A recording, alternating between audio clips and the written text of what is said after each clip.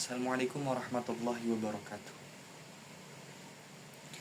Dalam Islam, hukum tidak hanya berbicara tentang halal dan haram secara tekstual, tetapi juga tentang bagaimana hukum itu menjaga kemaslahatan manusia dan mencegah kerusakan. Pada video ini, kita akan membahas ijma', salah satu sumber hukum Islam serta kaidah fiqih, yaitu al-dhararu yuzalu, yang berarti bahaya terus dihilangkan. Selanjutnya konsep ini akan kita hubungkan dengan isu-isu pertambangan kontemporer yang melibatkan peran ormas Islam seperti Nahdlatul Ulama, Muhammadiyah dan lain-lain dalam perspektif fikih sosial dan kebangsaan. Secara istilah, ijma' adalah kesepakatan para mujtahid umat Islam pada suatu masa terhadap suatu hukum syariat setelah wafatnya Nabi Muhammad SAW. Ijma' di sini berfungsi sebagai mekanisme kolektif untuk menjawab persoalan baru yang tidak dijelaskan secara eksplisit dalam Al-Quran dan Hadits. Imam Al-Ghazali dalam kitabnya, dalam karyanya itu Al-Mustafa min Ilm Al-Ushul mengatakan, wal ijma'u wa at-taufiqu ummati Muhammadin ala umari min umuriddin. Ijma' adalah kesepakatan umat Nabi Muhammad atas suatu perkara dari urusan agama. Nah, maka dari itu dalam konteks modern di sini, ijma' tidak selalu berbentuk kesepakatan global, melainkan bisa berupa ijma' yang bersifat institusional seperti keputusan ulama dalam organisasi keagamaan atau forum keilmuan. Seperti dalam surat An-Nisa ayat 115 yang berbunyi, "May yushaqiqir rasula min ba'di ma tabayyana lahul huda wa yattabi'u ghayra sabilil mu'minina lawallihi ma tawalla wa nudlihi jahannam wa sa'at masira." Dan barang siapa menentang Rasul setelah jelas kebenaran baginya dan mengikuti jalan lain selain orang-orang mukmin, maka kami biarkan ia terombang-ambing dalam kesesatan. Ayat ini menjadi dasar bahwa jalan orang-orang beriman atau kesepakatan mereka itu memiliki otoritas hukum. Kaidah ad-dhararu yuzalu berarti setiap bentuk bahaya atau madharat dan kerusakan wajib dihilangkan. Kaidah ini berasal dari hadis Nabi, yaitu la dharara wa la dirar, yang artinya tidak boleh membahayakan diri sendiri dan orang lain.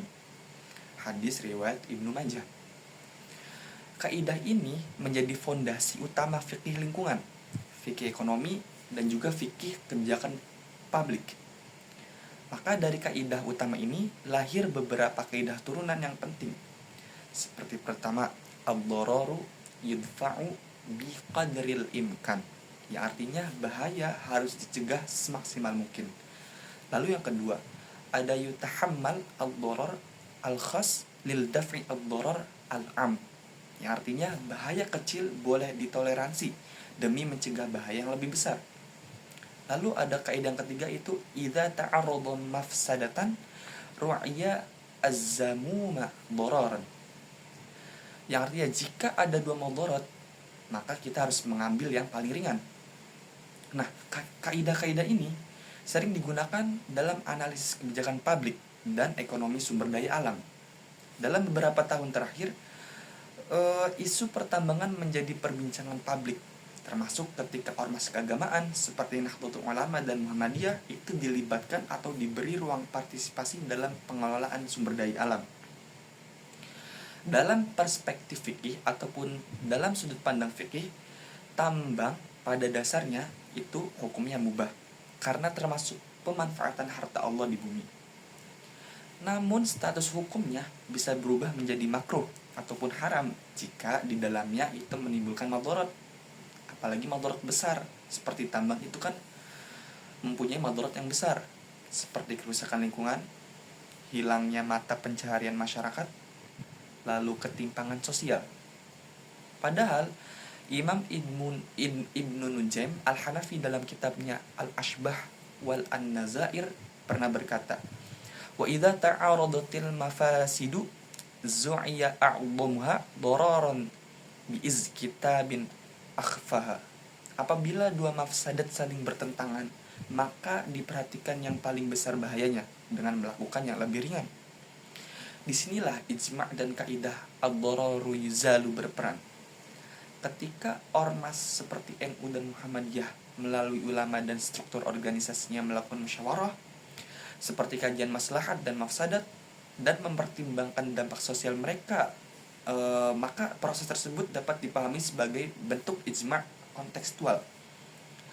Artinya keputusan bukan semata soal ekonomi, tetapi soal apakah madarat dapat dicegah, apakah maslahat umat lebih besar daripada kerusakan yang ditimbul. Lalu Al-Imam Al-Az Ibnu Abdussalam dalam kitabnya Qawaid Al-Ahkam fil Masalih Al-An'am menyebutkan bahwa inna syari'ata kullaha masalih imma bidara'i ma mafasidu au bijilba masaliha. Yaitu artinya sesungguhnya seluruh syariat itu berisi maslahat, baik dengan menolak kerusakan maupun dengan mendatangkan kebaikan. Ini harusnya menjadi landasan fikih sosial bagi ormas-ormas keagamaan seperti NU dan Muhammadiyah, bahwa hukum Islam harus dibaca melalui dampaknya terhadap manusia dan alam, bukan hanya teks semata. Dalam pendekatan fikih sosial ala NU, hukum tidak berdiri di ruang hampa jika keterlibatan dalam sektor tambang itu mampu mengendalikan kerusakan, lalu meningkatkan kesejahteraan umat, dan mencegah eksploitasi oleh pihak yang tidak bertanggung jawab.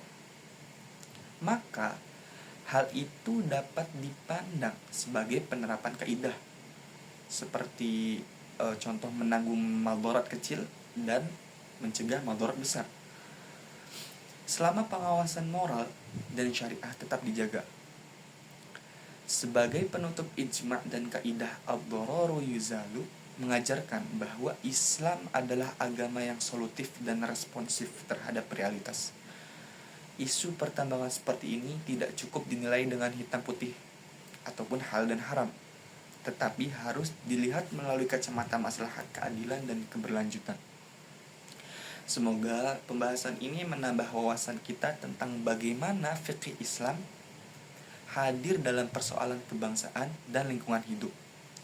Wassalamualaikum warahmatullahi wabarakatuh.